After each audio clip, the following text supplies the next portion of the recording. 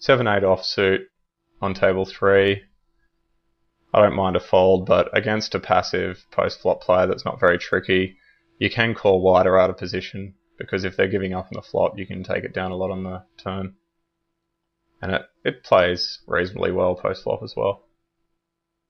Table 4, check back the flop because it smashes his flatting range. Now that we turn nut spades, we can actually bet turn river and get him off middling sorts of hands, because he didn't lead turn and he'd do that with all his medium to strong hands. It's also good to know that when we chuck back flop, he's not just default leading out with air on the turn. Makes it a lot easier to play against.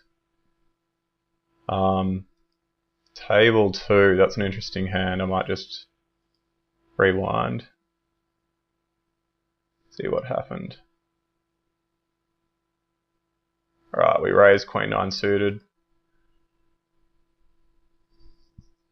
C-bet.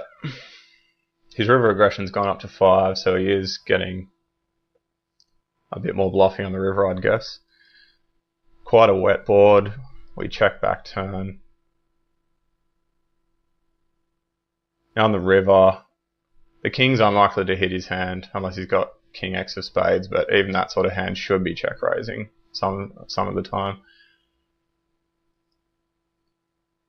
When he leads the river, I think he can be doing it with a really low pair and a draw. I don't mind just a call here because we've got some showdown value with queen high, but because of the possibility he's turning like a sort of ace-6 with the ace of spades hand into a bluff, or sort of those sort of combo draws where he's got a low pair and a gutter or whatever on the turn, etc. I think a bluff raise is slightly better. He can't really call the raise without 2-pair plus, and we can credibly represent a king by raising. Obviously we're c-betting 100% of our hands, which includes all those king X hands. We haven't done anything crazy on the river before, so I don't mind a bluff raise every now and then. Keep him in line too. It doesn't have to be that big. I think 600 probably is a little big. We could have made it about 500, would have been fine. Save ourselves chips if he has the 5-6. But he instantly folds, so that's good. On the top left, these are the sorts of boards that I mentioned in my first video series, those dry boards that people tend to check raise bluff.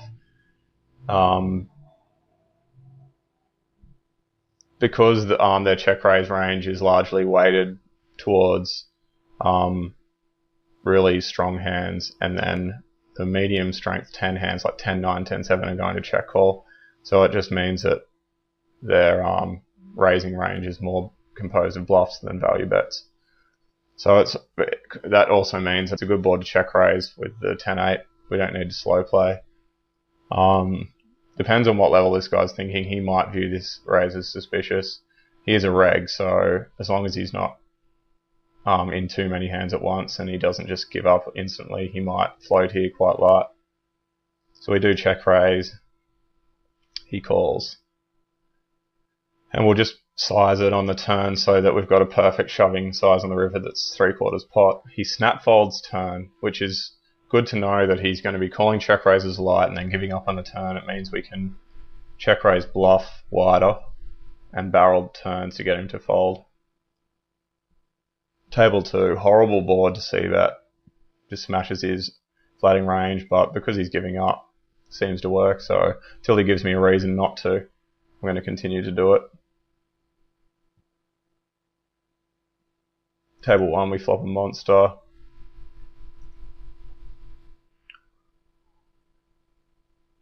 And he should be check raising the ace of diamonds on the flop, so we can value bet big here. Get paid by all diamonds, and sometimes a light, loose call from just a 10x hand. But he did have the queen of diamonds. Table 3. Against someone who, like a hyper turbo player who's really familiar with calling ranges 10, 11 big blinds deep, queen 2 is a fold.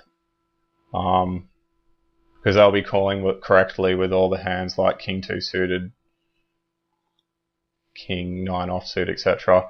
Because this guy seems to be a bit tighter on the tighter side, I think we can exploit his tight calling range by jamming a little bit wider than the equilibrium jamming range. So Queen 2 offsuit, I think, against this guy is a jam.